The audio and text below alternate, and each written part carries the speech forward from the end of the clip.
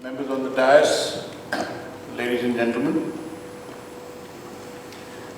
I have always been uncomfortable when there are more than one keynote speakers, because it generally implies that there are several directions that you need to, the conference is trying to focus on. Obviously each one will talk about something different. And more than that, at the end of the session, the audience tends to compare the 2 or 3 keynote speakers. And whenever such a comparison happens, I always end up at the losing side. So I'm not really comfortable today, because not only do we have 2, we have 3 keynote speakers. Steve and I have been speaking together in several committees and seminars and meets, and I've reached one conclusion. What Steve speaks, he speaks out of knowledge, he speaks out of his passion, he speaks out of his experience. What I speak out of what I have researched on the Google. Because more than Google, I really don't have too much of knowledge or experience. Today, there is also another comparison. If you look at him, if you hear him speak, you know he is the prototype American cowboy. I almost expected him to come riding on a horse with his guns blazing. And me, I am an Indian.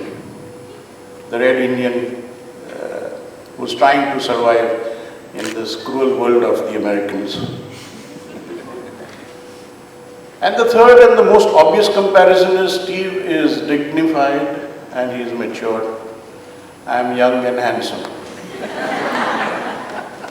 I shall refuse to compare myself with Manish Mandana, because he is even younger and even better looking. But going on to the topic of the day, green fashion, I have always found these 2 words, when used together, kind of contradiction in terms. Green on one side, fashion on the other. It's as good as saying that he is a chicken-eating Gujarati or a generous Marwadi or a sober Parsi. All these 3 are contradiction in terms, and so I believe is green fashion. Because what is green? Green talks about tomorrow. Fashion talks about today. Steve was trying to scare us with the sea levels rising and Mumbai being only half a kilometer away. Yeah, but when is that sea water going to rise those 2 inches or 3 inches? When my great-great-great-great-grandson is going to be next to the sea. Okay, at the most I'll worry about my child, but not my great-great-great-great-grandchild. So green talks about tomorrow. I want to worry about today. Let Steve tell me by end of 2013 the Arabian Sea is going to rise by 6 inches. You bet I will take all the precautions necessary in order to escape that inevitable end. So one talks about tomorrow, the other talks about today. Green talks in terms of sustainability, long term. Fashion talks about what is current. Green talks about saving wastage, avoiding wastage. Fashion talks about increasing consumption. So where are the 2 going to meet? Green maybe talks about subtraction in terms of less processes, less raw materials, less chemicals, subtraction. Fashion talks about addition. How many additional processes can you give to the cloth in order to give it a different look? How many more dyes can you put in? Now, with all due respect, some dyes could be less harmful, others could be more harmful. But there is a certain addition to what is natural. So I have always found a certain contradiction, a certain hypocrisy when we talk about green fashion. And if you want to avoid this hypocrisy, if you want to avoid green fashion remaining in the air-conditioned halls of School of Fashion Technology conferences, then you will need to make some paradigm shifts.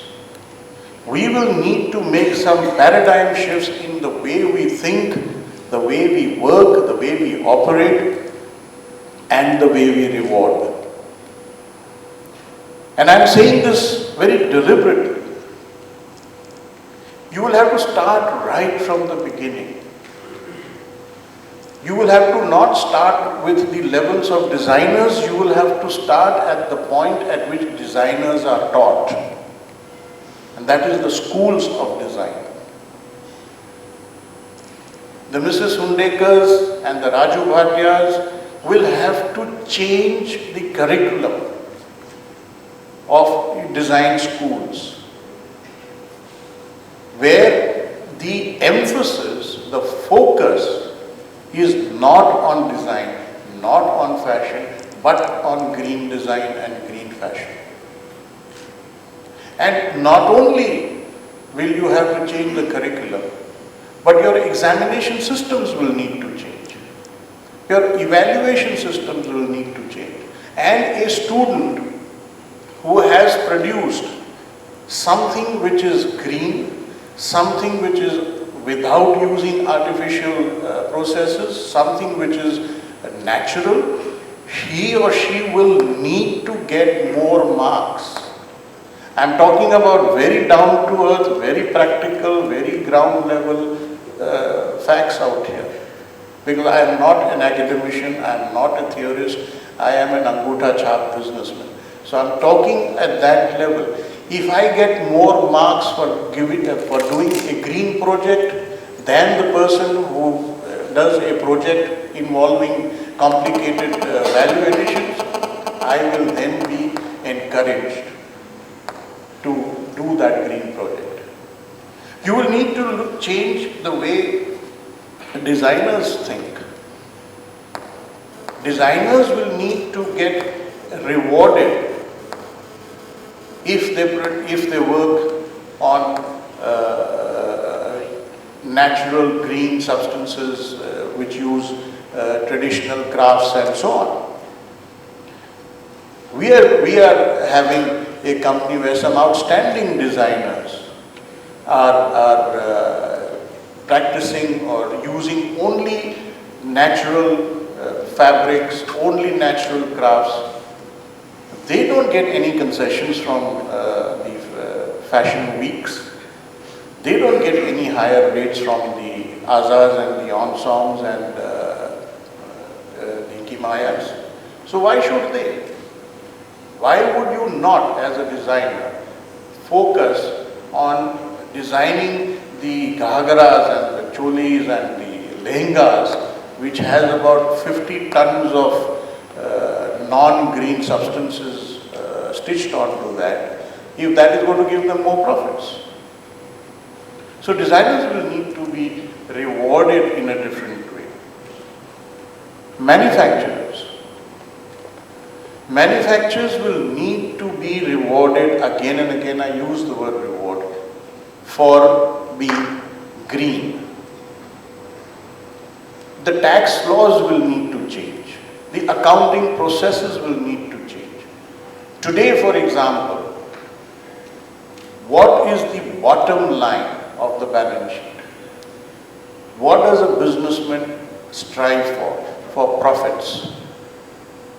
But if tomorrow the tax laws are changed, the accounting procedures are changed, by which the bottom line is not just 1P, profits, but 3 Ps, profits, people and planet, then you will find the businessmen aiming for doing something for the planet, doing something for the people.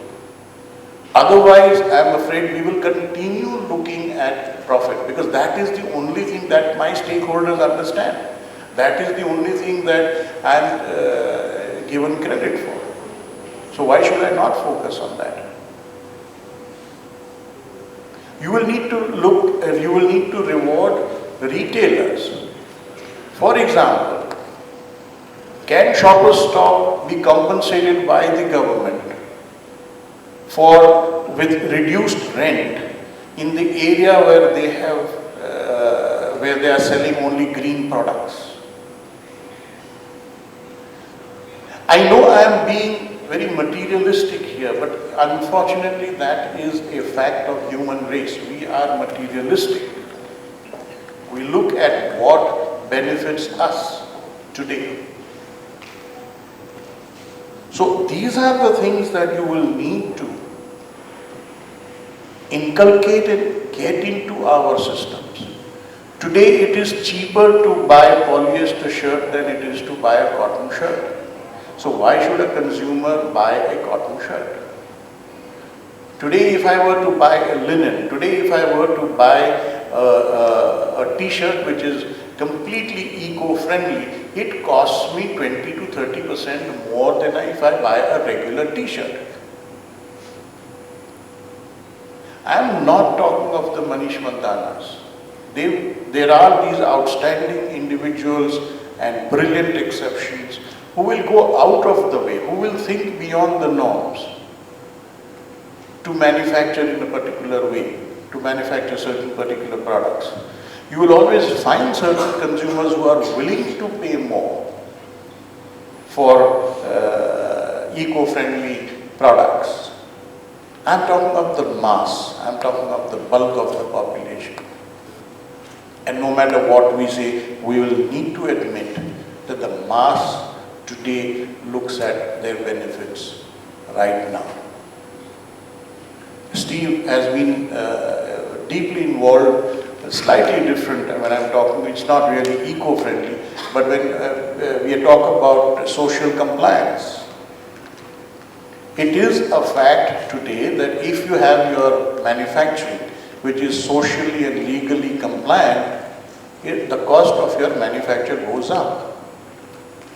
And yet, no buyer who shouts from housetops and rooftops that we need social compliance and compliant factories, nobody is willing to pay a single dollar more.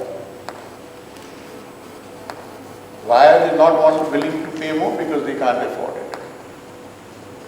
And if they don't pay more, there are several businessmen who will say, well, why should we have a socially compliant factory?